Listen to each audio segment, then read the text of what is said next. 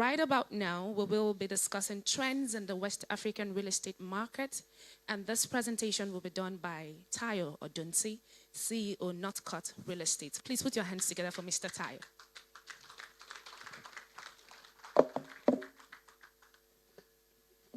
Good morning, everyone, and welcome to WAPI. I trust you've been enjoying the summit so far. For about 3-4 years now, I think since WAPI has taken place in Nigeria, at Northcote, we've tried to often do a little presentation that stirs up the room a little by doing some kind of comparison between the West African states. Oftentimes, we have a keynote like the lovely one Mr. Olubenra has given us today, setting the stage for the conversations. But we find that a comparative study is always useful. And if my presentation can just come up. This year in particular, we are looking at investment attractiveness. All right, we're looking at investment attractiveness of real estate markets, and in particular, West African real estate markets. Now, we find that there is actually a tool in literature that can be used for this. This tool is actually adapted not only to real estate, but also to private equity. So there's a private equity investment attractiveness tool as well that's done by some brilliant researchers, Liza and Gro. And for real estate investment attractiveness, is it possible to switch to my PDF slides? Because you've messed up my slides. If you can quickly switch to the PDF version, because my slides don't look like my slides anymore. If that's okay. Real quick, can you just switch to the PDF version? But as I'll just talk through the 6 skills. So this tool essentially looks at real estate investment attractiveness through 6 lenses. The first lens is economic activity, right? And it proxies about 6 to 7 indicators that informs how well a market is attractive in the lens of by the nature of economic activity. The next paradigm it considers is investment opportunities, and there's another about 5 to 6 indicators for that. And then it uses social, cultural, and political environment. It measures that as well. It then goes on to check the depth of capital markets. Now, if you play in real estate, you know that we don't operate in isolation. Capital is very, very critical. And for some of us that are celebrating wins in Nigeria's real estate market, it's because the capital markets are beginning to listen to us. It's beginning to dip in. People are able to, issue bonds, CPs, and all these sorts of things. The next thing also then measures is investor protection and legal framework. Obviously, as a region, there's a lot of growth that needs to be achieved there, but that's still some great work that is being done there. And the final thing it checks is administrative burdens and regulatory limitations. Now, in a real estate this really speaks to the cost of transacting. All right, how well as intermediaries, brokers, legal service providers, accountants, how well do we service that sector, and how smooth is it? All right. Okay. Any chance that transition can be done? Okay. So we then go ahead and check all of this. We gather the data from 2010 to 2020, so which is about a 10-11-year horizon. So that was very painstaking. We checked this for 10 countries in West Africa. We believe they are quite interesting ones to look at. Some of them, we use different metrics. One is size, and also because of activity. So we looked at Benin, we looked at Cote d'Ivoire, Ghana, Liberia, Mauritania, Mali, Nigeria, of course, Senegal, Sierra Leone, and the Gambia. All right. So these are the 10 countries that we looked at over this 10-year horizon. Okay. And so this is essentially like lots of data, and just showing the 10-year horizon. But I'm just going to get straight into what the aggregate performance is, and then we'll summarize and talk about how the markets are performing. So we look at the aggregate performance based on economic activity, real estate investment opportunities, depth of capital markets, investor protection, legal framework, administrative burdens and regulatory limitations, and of course, social and political environment.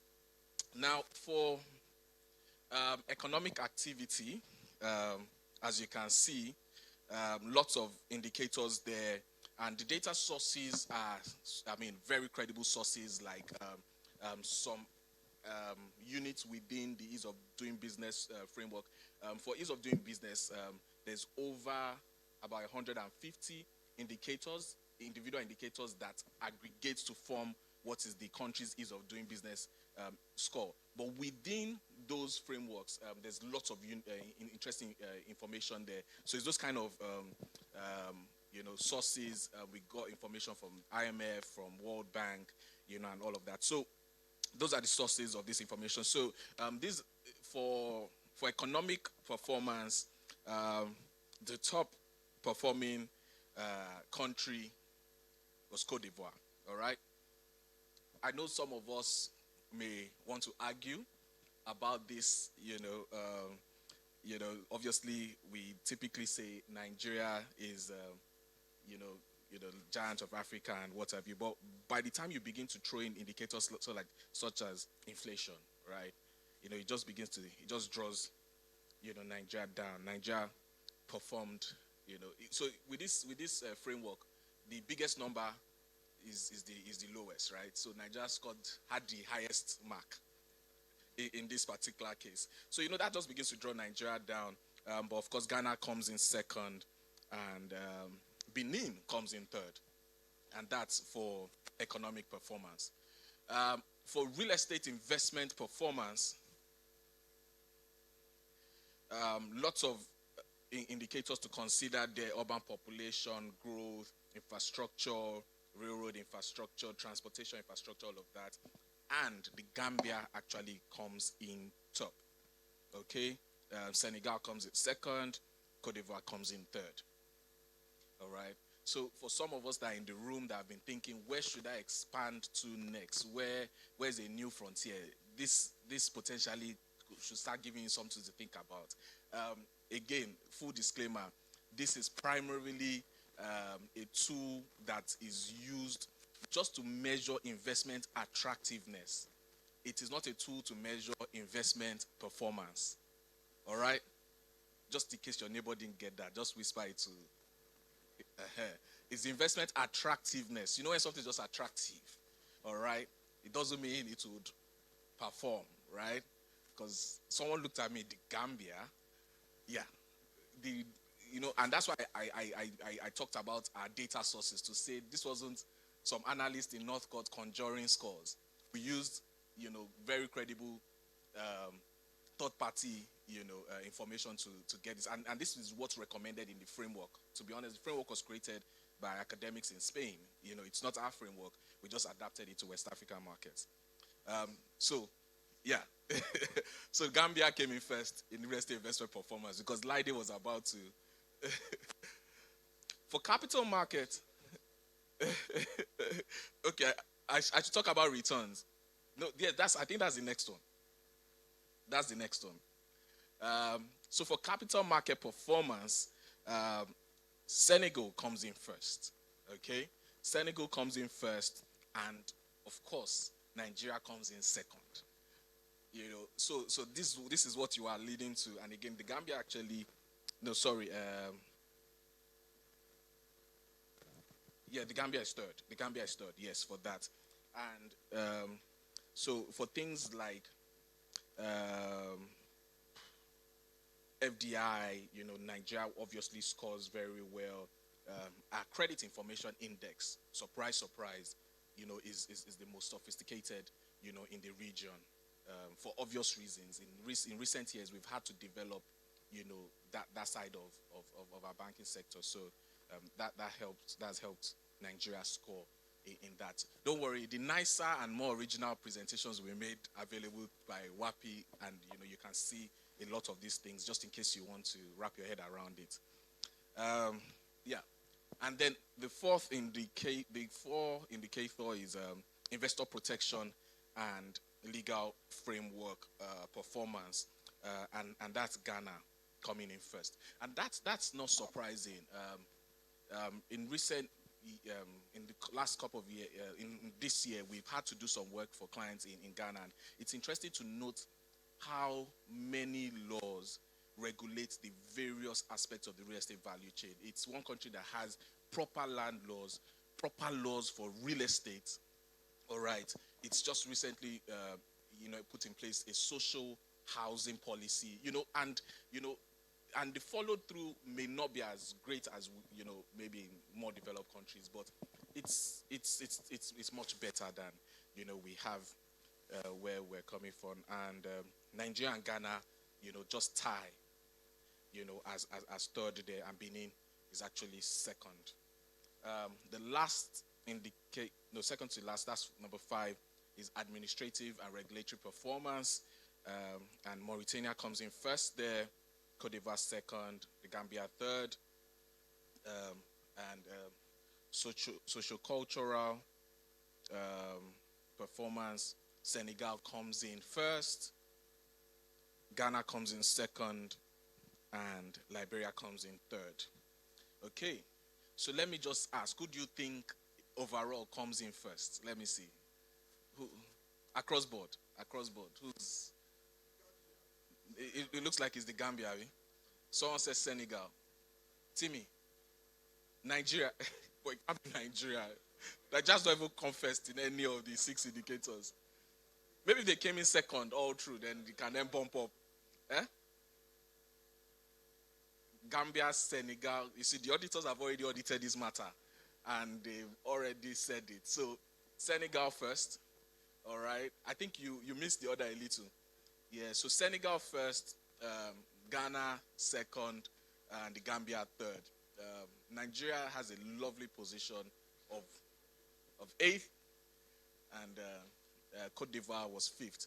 I can't remember what framework we used in WAPI 2019, but I know Cote d'Ivoire came in first. Then Cote d'Ivoire came in first, and yeah, but this is what we have.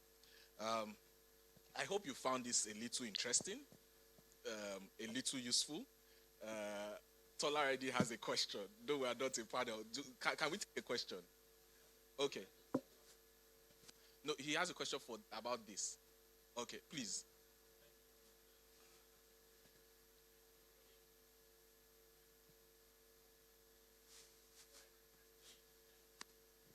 Thank you very much. By saying that this is attractiveness and not performance.